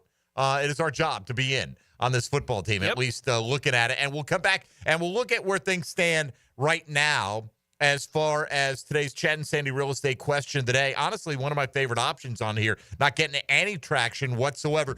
We asked you this. Assuming Travis Hunter and Abdul Carter are both gone, and we'll ask other questions where they're available, right, out of the full pool of candidates. But assuming those guys are gone for today's question, your top perhaps corner and wide receiver in Hunter and your top edge rusher in Abdul Carter. So they're both off the board, and the top player at each of the following positions has the same grade. Which of those positions would you most like to see the Jags address with the 5th pick? Is it cornerback, defensive tackle, interior offensive line, or wide receiver? We'll discuss that coming up next. Mike Dempsey, Tony Smith, Dylan Denmark here with you. You're listening to Jaguars Today on 1010XL and 92.5 FM. Jaguars Today for the Renewal by Anderson Custom Windows and Doors Studios. Getting you ready every day. You ready, Chad? I'm ready for this my whole life. Get ready. This is the most important game of your life. No excuses. Do the work. With 1010XL. Start your new year off healthy and get screened at Ackerman Cancer Center with on-site imaging, including whole body MRI, PET and CT scans, and mammography. Early detection is key. Visit AckermanCancerCenter.com. This is Tony Baselli, Pro Football Hall of Famer. I was known for protecting our quarterback. These days, I'm extending that protection to a different arena, your home. I have partnered with Heritage Roofing of North Florida, your premier local roofers with over 25 years of experience. Heritage is your go-to roofer for hurricane preparation with same-day inspections and estimates. They also work with all insurance companies. Let Heritage Roofing of North Florida safeguard your home and family. Visit heritagenfl.com for your free estimate today. State license CCC 1335410. Don't go through another year with all that high-interest debt. Let Loan Pronto wipe it all out now. Hey, it's Prosser here, and Loan Pronto's Rapid Equity Loan makes it easy to pay off all your credit cards or tackle that 2025 home improvement project. Get cash in your pocket fast. No appraisals, no paperwork, no waiting. Loan Pronto's AI-driven tech gets you approved and funded in as little as 1 day. One client got $150,000 approved in under 24 hours, paid off all their credit cards, 2 cars, and personal loans, saving over $1,500 per month. With low fixed rates and lightning fast transfers, you can do it too. Consolidate debt, improve your home, take control of your finances. Imagine being credit card debt-free by this time next week. You can. Don't wait. Call Loan Pronto now, 904-999-1508, or visit loanpronto.com. Get your free quote now with no hard credit pull at 904-999-1508. Equal housing lender, NMLS 1661781, subject to lender approval, NMLSconsumeraccess.org. Jaguars Today. You're settled into a Dream Finders Homes Monday. Instead of wasting money on resolutions you won't keep, why not invest in something that lasts? Like fixing that dripping faucet, clearing that clogged drain, or finally tuning up your AC. Call Duck Rooter Plumbing, Septic, and Air Conditioning. We'll help you keep your home in shape this year. It's the one resolution you won't regret breaking. Call 904-862-6769 to schedule service today. Because when you're stuck, call the Duck. Right now, get $50 off any service of $150 or more. Living on Amelia Island? Having fun in Fernandina Beach?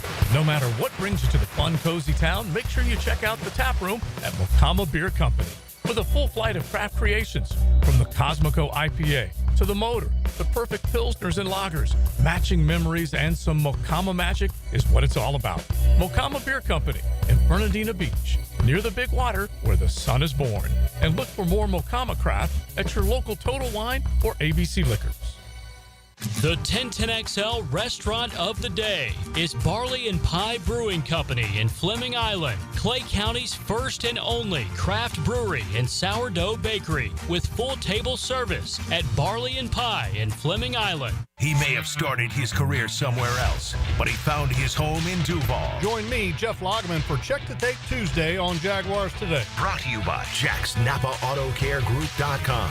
Go to the pros Napa know-how on 1010XL. Hello, this is Father Nicholas Lowe, and this month I want to talk to you about welcoming the winds of change in your life.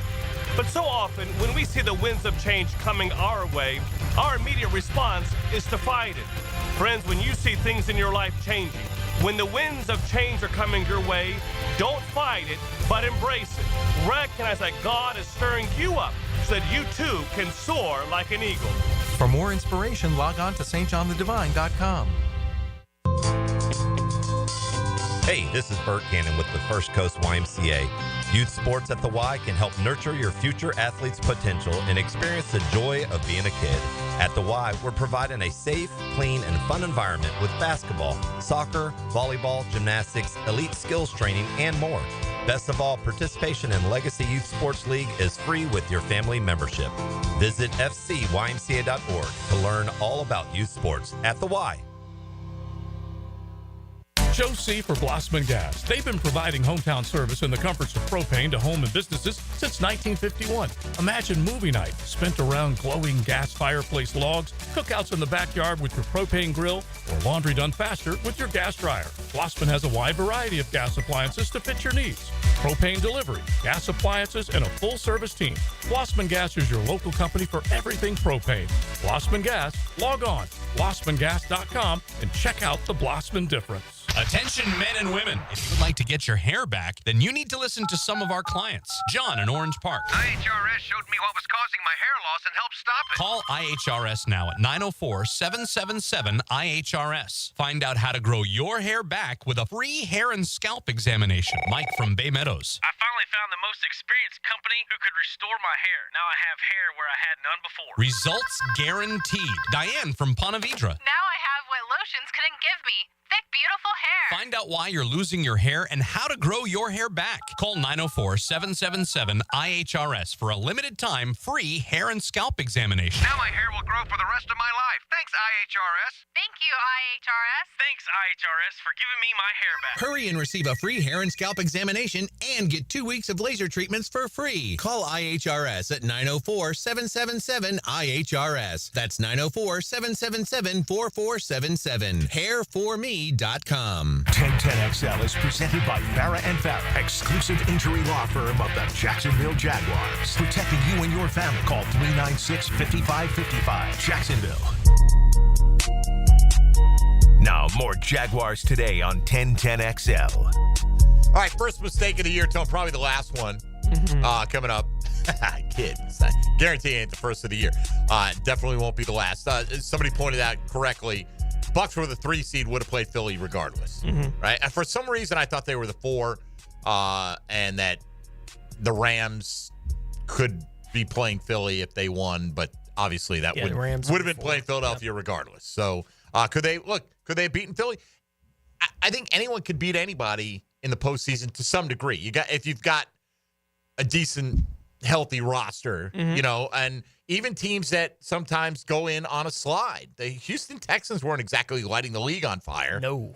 And then they handled their business in a big way. Pittsburgh Steelers were the opposite. They came in leaking oil. They continued to leak oil and got handled by the Baltimore Ravens. So, and you can look and say, well, that's because the trend they were on, but sometimes it changes. I mean, the playoffs really, they are a fresh start for you if you take advantage of it. If you've got the ability to take advantage of it. Everyone said, oh, if you get in a tournament, anything can happen. Well, you got to have a roster that's good enough to get hot enough to beat 3 to 4 of the premier teams. Now, if you have the bye, and then you should be a contender to win it all. But if you are a wild card in today's NFL or just a regular division winner, you got to win 4 games to bring home the championship. It's a tough road to navigate against the best in the league. And it should be, right? It should be tough, and teams can navigate it. They have.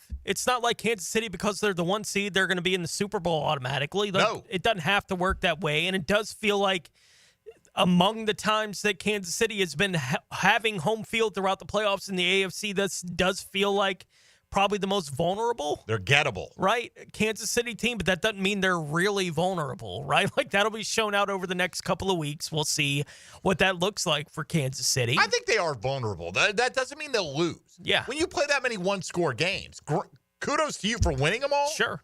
But, yeah, you're vulnerable to a good team getting a key stop in a key moment and taking advantage and moving the ball down the field. You know, we were talking about earlier Lamar Jackson, what he has to do to change the narrative about him. Yeah.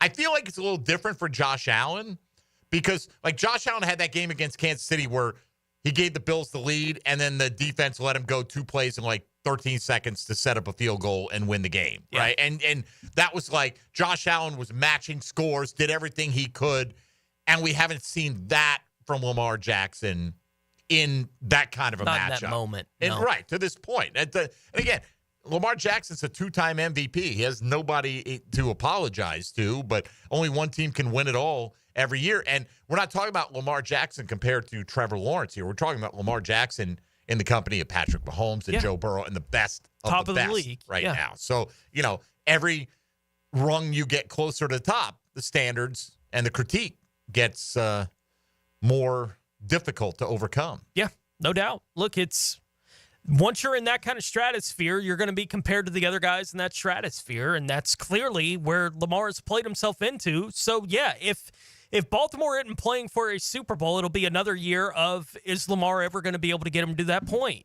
That's just the simple reality of what the question is going to be about Lamar Jackson. I don't think that is a direct question about how good or bad a player is he, right? He's got a chance to be an MVP for the 3rd time in his career. It's not, is he a good player? It's, is he good enough to get to this level? Is he an all-time legend? Right, against these other guys. And I think he's got the talent to be in that discussion forever. But it's, at some point, everyone's going to expect him to get over that hump. And Josh Allen's in a similar situation. Like, at some point, he's got to get the Bills to the Super Bowl, right? He's got to win it, right? honestly. Like, that's the standard these guys are playing in. Right, getting there is almost like, well, that's all we've got right now because not many guys who are playing other than Mahomes have won a Super Bowl. Yeah, Jalen Hurts got there, and it kind of rolled off. Right, well, and Jalen Hurts had the fumble in that game that if he doesn't have that, the Eagles may well have won the Super Bowl. And outside of that, he was awesome in that game. He was. Kansas City. He was. But, all right, so anyway, appreciate whoever pointed out about the Bucs seeding right there. Today's question of the day, a little bit surprised. I guess I'm not shocked, right, the way the Jags are currently constituted. You've got Brian Thomas Jr., you've got a top-of-the-depth chart guy at wide receiver. At the moment, Christian Kirk's still on your roster. Don't know if we'll ever – I don't think you can – when you're factoring in what are we going to get out of guys, I factor in we're going to get out of Gabe Davis absolutely nothing. Mm-hmm. So I haven't seen anything yet. Anything you get out of him is a bonus, I feel, in 2025. And if he could play the way he played in Buffalo, which was what we were hoping we were getting, not necessarily anything much greater than that, just give us that guy.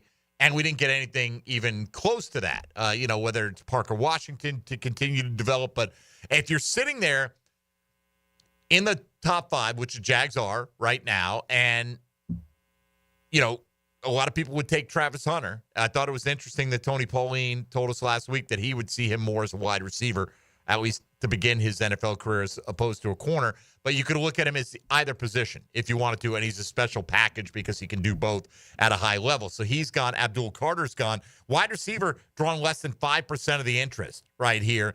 We said if the top guy at each of these positions graded out the same, which position would you like to see the Jags invest in? Honestly, Tony, it's tough to compartmentalize this because I don't think there's necessarily an offensive lineman, an interior offensive lineman that's going to be worth the first or the fifth pick in the draft, the Jags' first selection.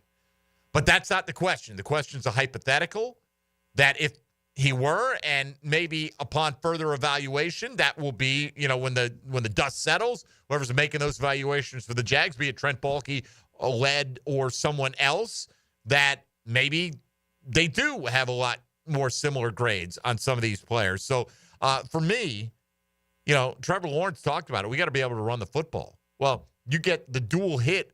All these guys can impact you in multiple ways, right? If you get a really good player, like even a wide receiver, okay, helps you put points on the board, helps you play more from the lead, helps you get into more obvious pass rush situations, and you can unleash Josh Hines, Allen, and Trayvon Walker. You can spin it any way you like, but I don't think you're going to find an interior offensive lineman that is necessarily grading out. I'm not saying it's not worth it to take one at the fifth pick. I don't know if in this year's draft that grade is going to match the grades on some of these other positions, particularly the ones on the defensive side of the ball. Yeah, I'm right there with you.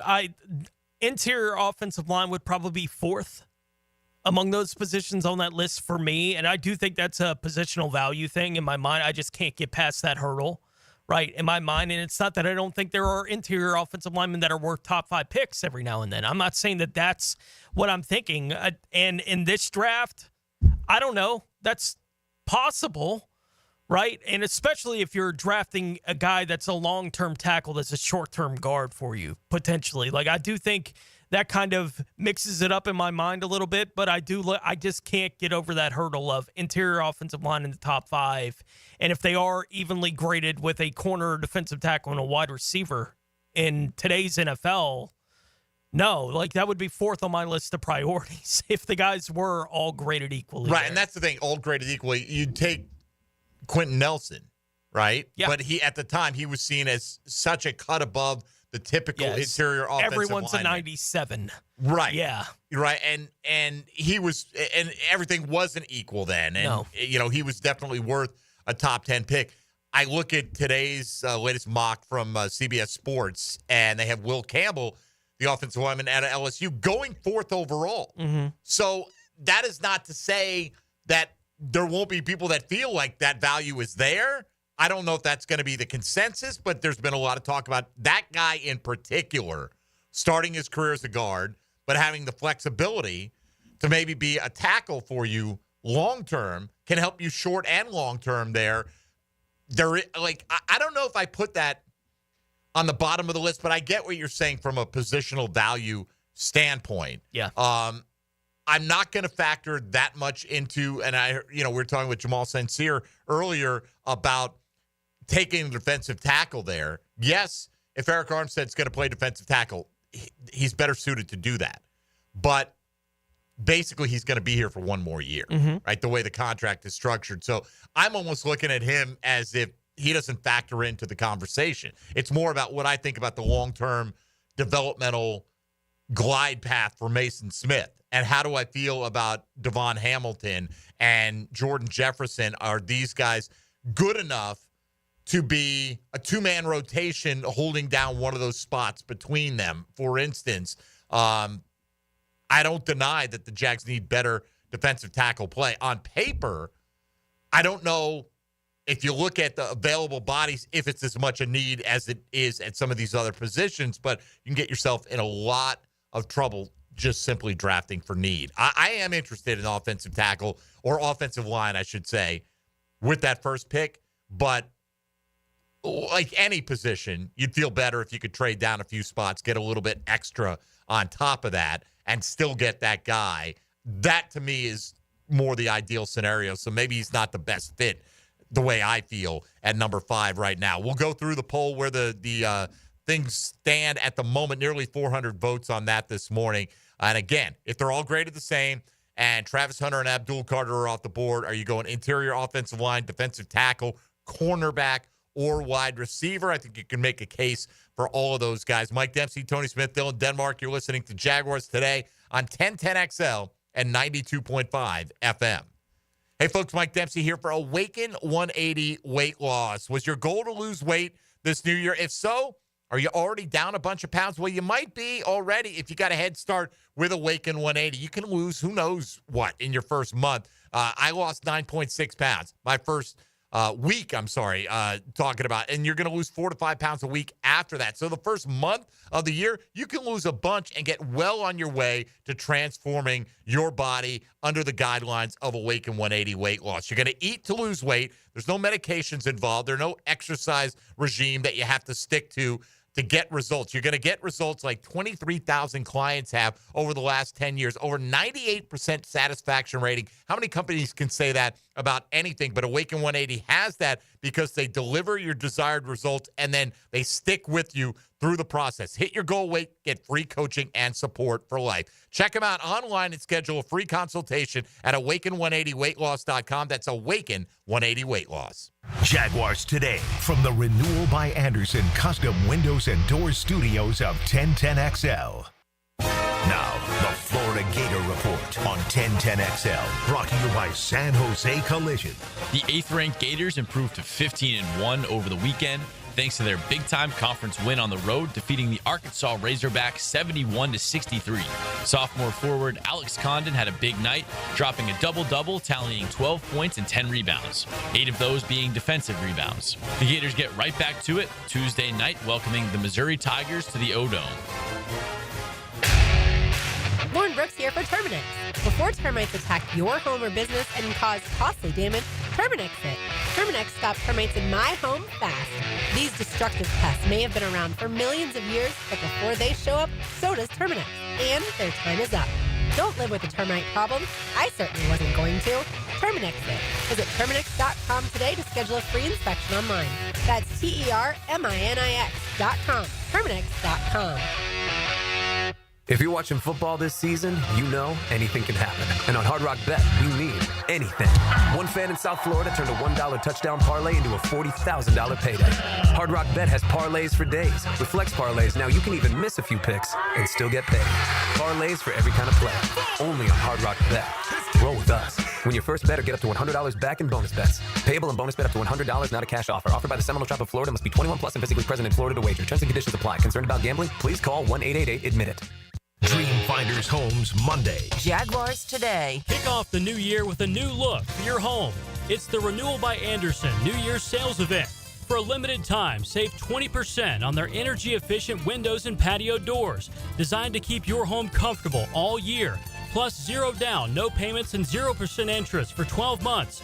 Offer expires January 31st. Renewal by Anderson, proud partner of the Florida Gators. Visit bestwindowsflorida.com to schedule your free consultation. License number CGC 1527613. Imagine a place where the sun is always shining, the drinks are ice cold, and the food is bursting with flavor. Welcome to Hurricane Grill and Wings, where locals and visitors alike gather to weather this storm we call life. And you can escape there anytime you like. Today's forecast, hot, crispy wings with a 100% chance of frothy beers. Later, we're predicting big burgers and seafood tacos moving in. Even better with a Pepsi. HurricaneWings.com.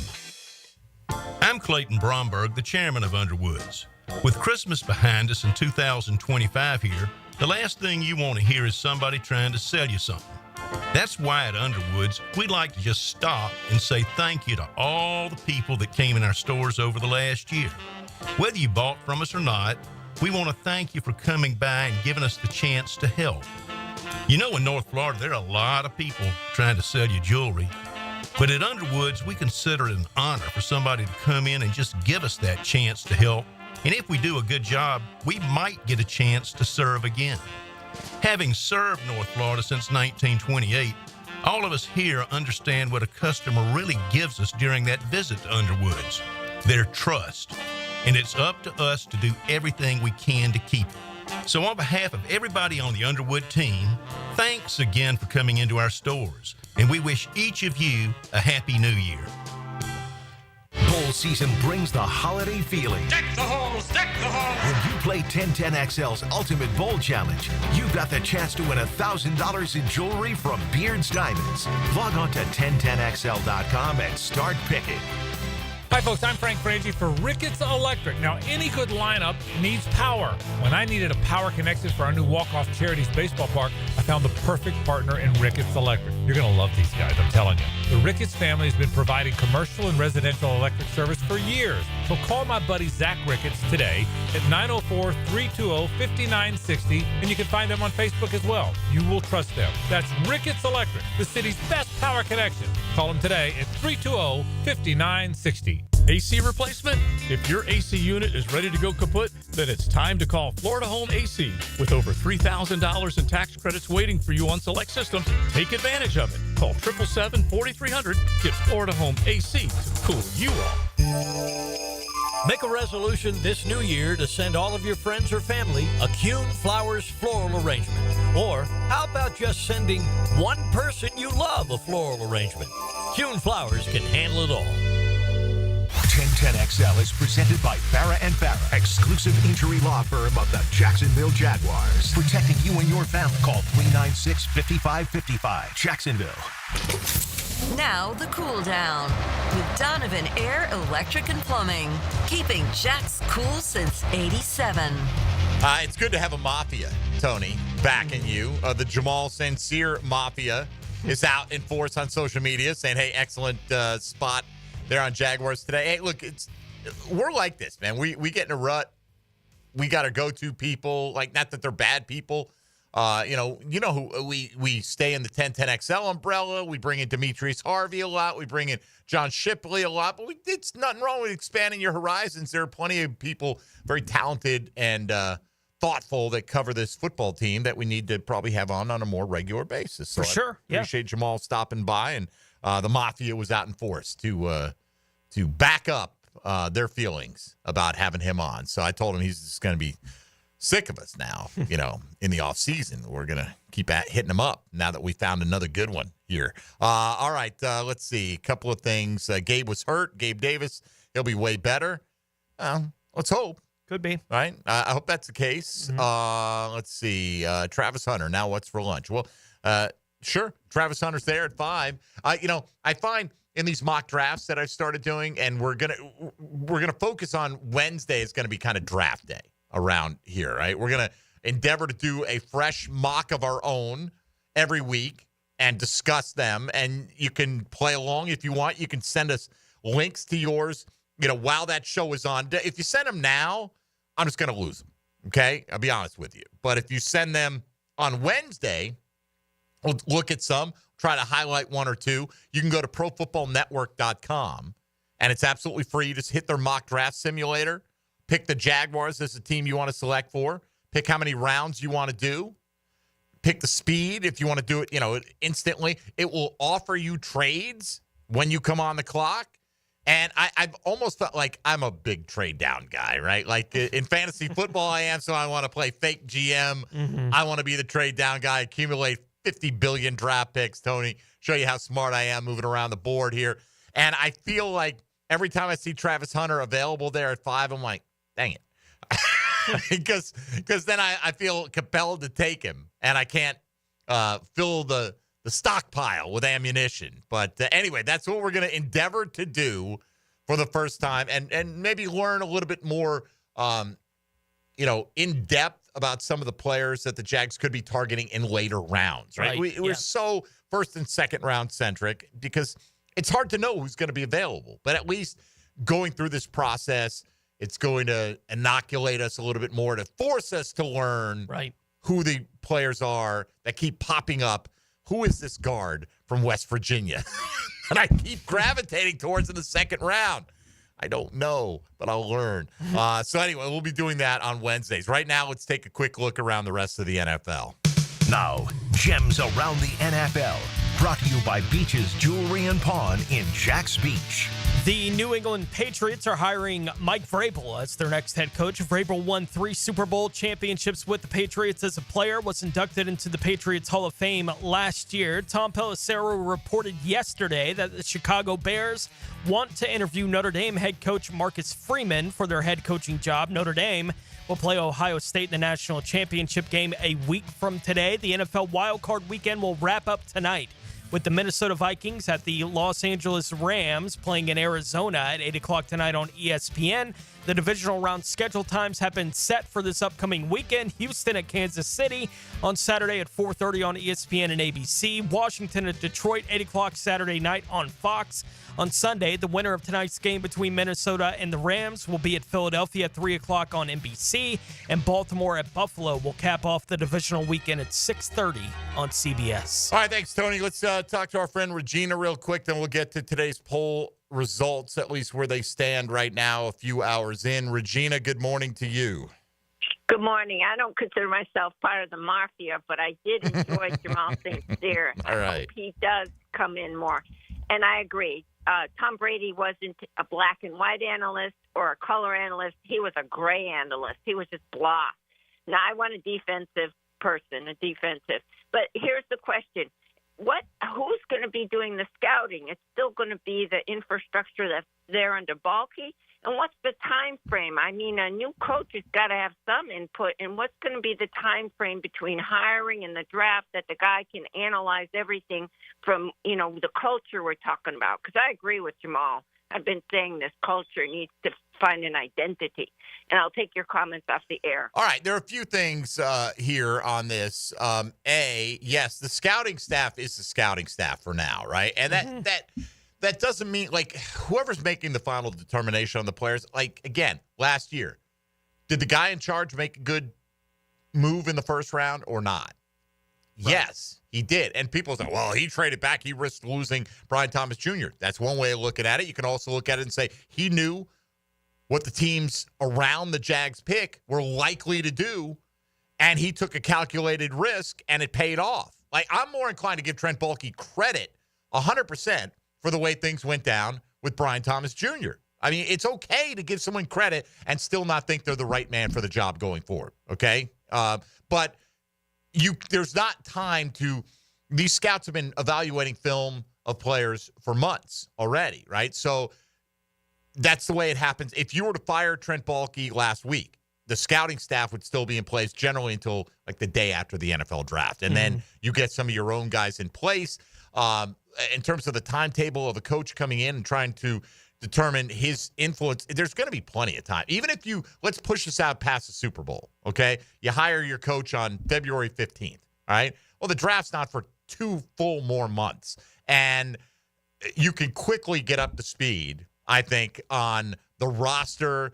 Look, you're going to have a philosophy of what you're going to want to do anyway, Tony, in terms of being the leadership person, changing the culture. That's going to come in with you. I don't think you come in and you say, well, let me see how the locker room feels now, and let me see what I can add to it. You say, this is my vision for what I want this roster to be like, the kind of player I want, and then let's go out and determine whether we've got enough of those players, where we need to backfill with more, and let's focus on bringing in that kind of player from now on in the future. I do think they have there are good cultures, there are bad cultures. They don't have a finger-pointing culture, right? And that can be bad. It can also be a sign of, hey, you've got some talented players that understand that things aren't going the way that they're supposed to go. So I don't think I don't have any issues with how long it's going to take for whether it's Ben Johnson or Aaron Glenn if Detroit makes a Super Bowl run, or it's Liam Cohen next week or by Friday, because their team is eliminated from the playoffs and they're available right now. I don't think it's going to be a major setback or detriment if you have the mindset of coming in, hitting the ground running, and getting up to speed as quickly as possible. It was no detriment in 2022, right? The process took a little bit longer with Doug Peterson. Did that hurt them that season? No.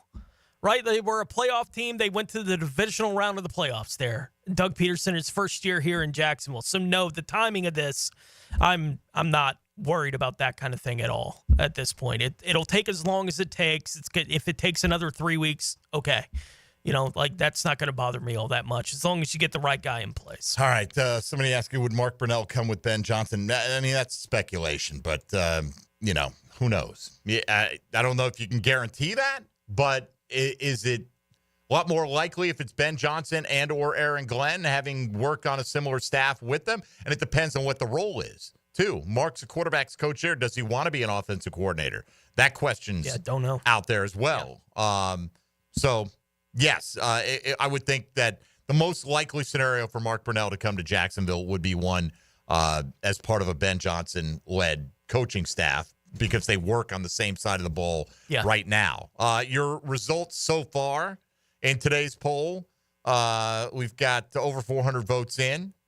Let's see. Corner getting 35%. Again, this is if all the players graded out the same. Which position would you like to see the Jags address, assuming Travis Hunter and Abdul Carter are off the board? Corner, 35%, 32% defensive tackle, interior offensive line, 27.8%, so call it 28, 5% roughly going wide receiver. Look, Ted McMillan, I'm on board if that's what they decide to do with that pick.